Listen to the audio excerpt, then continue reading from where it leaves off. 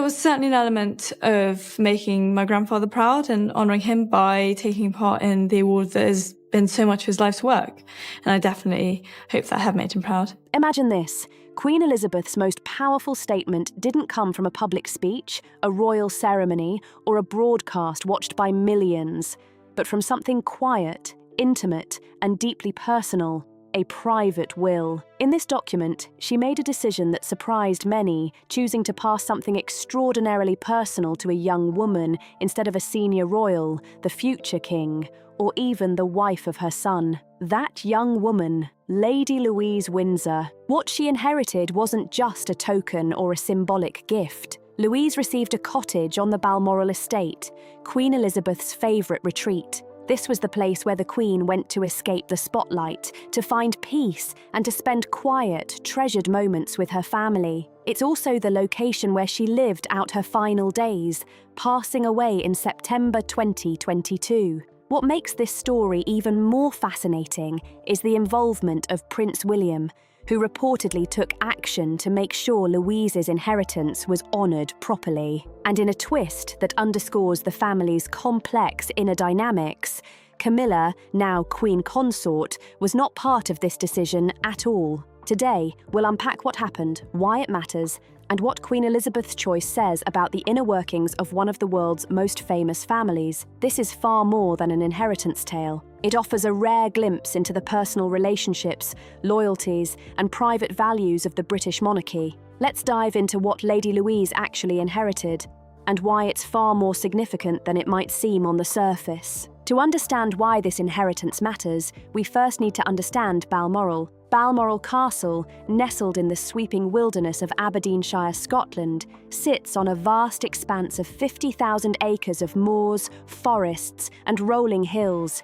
It's more than just a royal home, it's a sanctuary. For the British monarchy, it represents a place to escape from public scrutiny, away from official duties, and to simply be a family. During the summer months, the royals retreat here to enjoy time together, free from media cameras and the demands of ceremonial life. Here's a fact many people overlook. Balmoral isn't owned by the state. Queen Victoria and Prince Albert purchased it in 1852 with their own private funds, and it has remained in the personal ownership of the reigning monarch ever since. This meant that Queen Elizabeth had the freedom to leave any portion of Balmoral to whoever she chose. Louise's inheritance, a cottage within the estate's grounds, was not merely a gift, but a sign of deep personal regard. The exact name of the cottage hasn't been publicly disclosed, though Balmoral houses multiple residences, including Cregorwan Lodge, a favourite of the Queen herself, as well as smaller homes used by family and close guests. Receiving one of these homes isn't just about luxury or status, it's an entry into the Queen's most private spaces,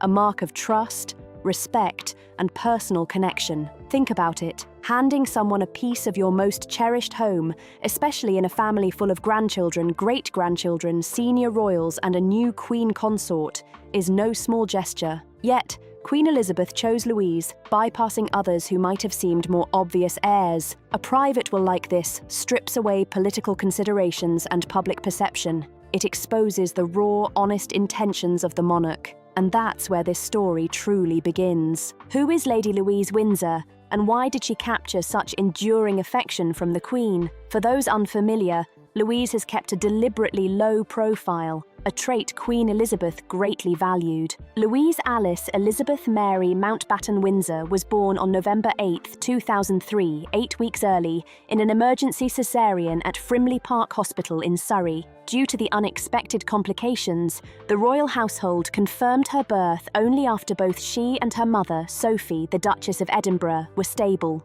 She weighed just 4 pounds at birth and faced additional challenges during her first year, including surgery for esotropia, a condition where one eye turns inward. This was far from the fairy tale entrance many imagine for young royals. Her parents, Prince Edward, Duke of Edinburgh, and Sophie, Duchess of Edinburgh, are known for their grounded approach to royal life. Edward, the youngest brother of King Charles, and Sophie have long prioritised family over public spectacle, creating an environment for Louise that emphasised privacy, responsibility, and modesty. When she had the option to be styled as HRH Princess Louise, she opted for Lady Louise instead. She deliberately chose a life as normal as possible for someone of her status. Louise avoids social media, shuns publicity, and focuses on studies, horseback riding, and driving carriages, embracing pursuits that feel ordinary, even in a world of extraordinary privilege. The late Duke of Edinburgh had a particular fondness for Louise. Though often seen as gruff in public, Philip privately nurtured a strong bond with her,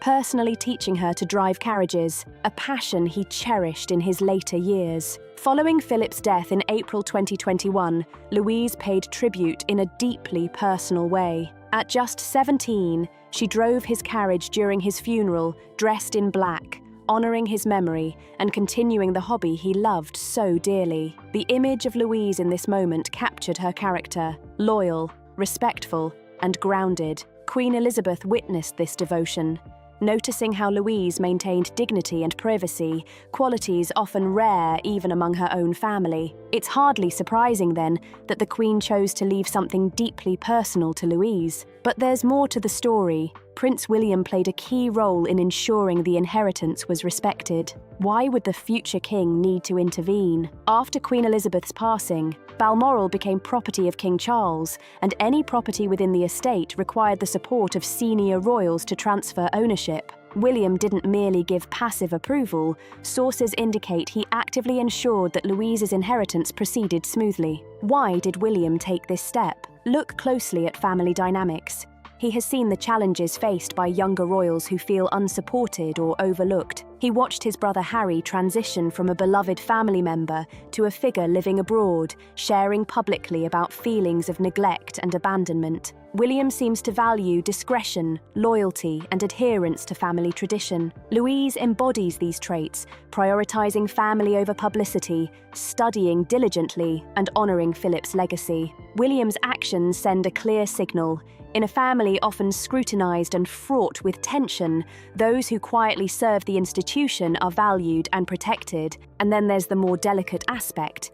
Camilla was entirely left out. Queen Camilla, now the Queen Consort, holds immense influence and attends every official event alongside King Charles. Yet this personal inheritance did not include her, revealing a layer of private sentiment that transcends formal roles. Camilla has not publicly shared her thoughts on the matter. To understand this decision, one must consider the long, complicated history. Charles and Camilla's relationship began in the early 1970s and continued through his marriage to Diana Spencer, a situation later confirmed by both Charles and Camilla. The lasting effects of this dynamic shaped family relationships for decades, influencing decisions like Elizabeth's. Queen Elizabeth's will was more than a legal instrument. It was a window into her values and loyalties. Lady Louise, by staying private, honouring Philip, and embodying dignity, received not just property, but a profound statement of trust and recognition. Prince William's active role in supporting this decision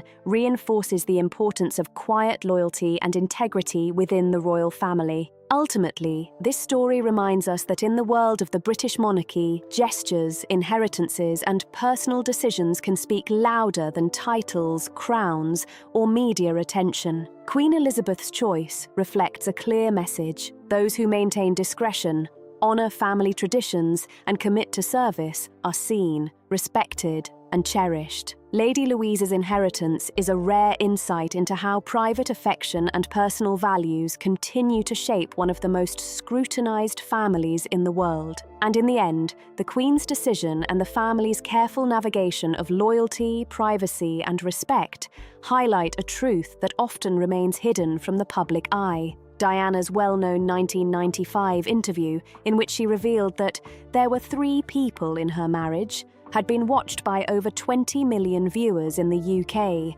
showing the world just how closely royal choices can impact personal lives and public perception alike. The events following Queen Elizabeth's passing did more than shift crowns and titles.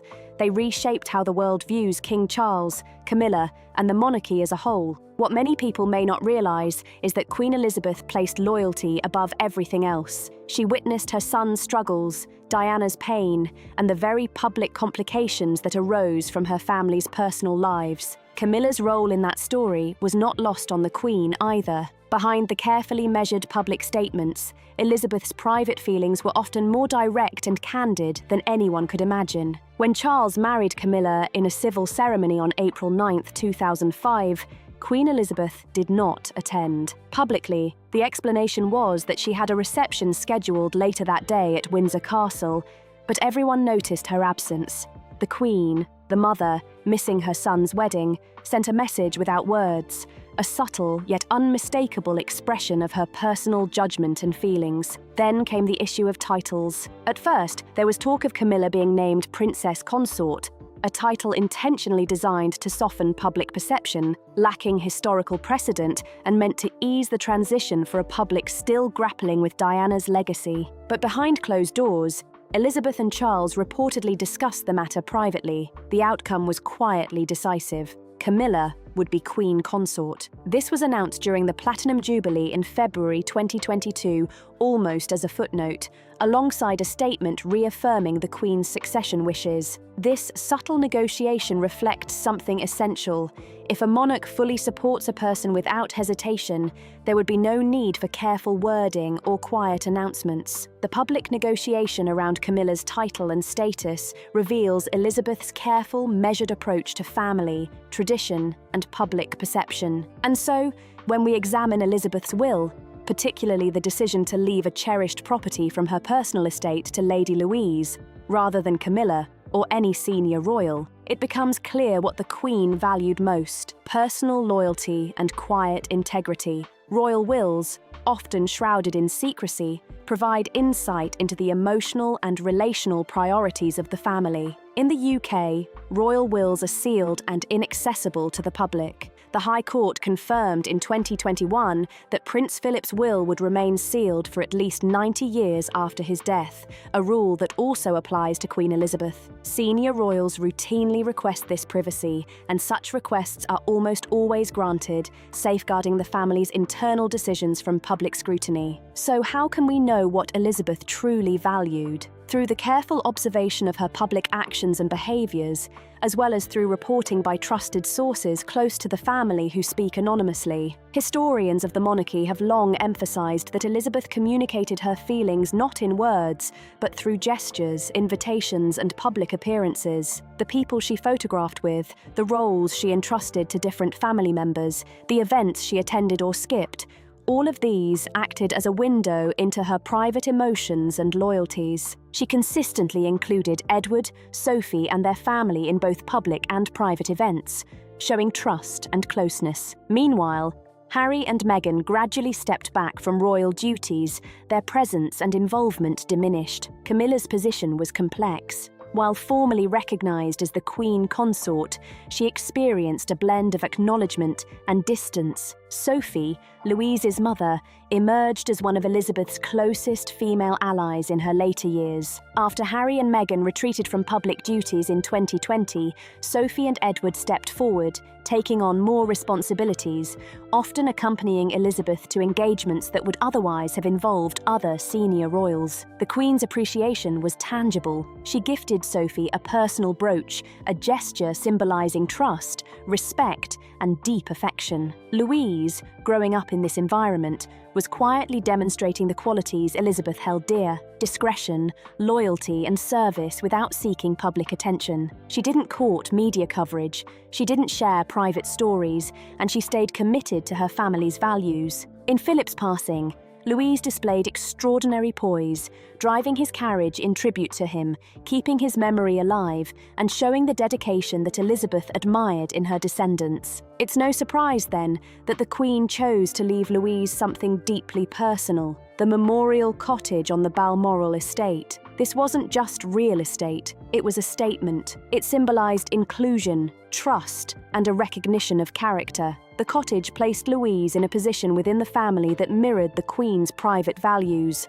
loyalty, reliability, and discretion. Her inheritance was not only a gift, but a symbolic signal of her place in the inner family circle, one that William now respects and protects. William's involvement is another layer of this story. The future king actively ensured that Louise's inheritance was honoured. Why would this be necessary? After Elizabeth's passing, Balmoral became property of King Charles, and the transfer of any estate property required agreement from senior royals. William's role was not passive. He navigated family dynamics, guaranteeing that Louise received what the Queen intended, preserving the sanctity of her wishes. This act of guardianship is emblematic of the type of king he aims to be, someone who values loyalty, service, and dedication, and who actively protects those who embody those principles. This is part of a larger picture, a subtle, ongoing reshaping of the monarchy's emotional and operational structure. The story of a cottage and an inheritance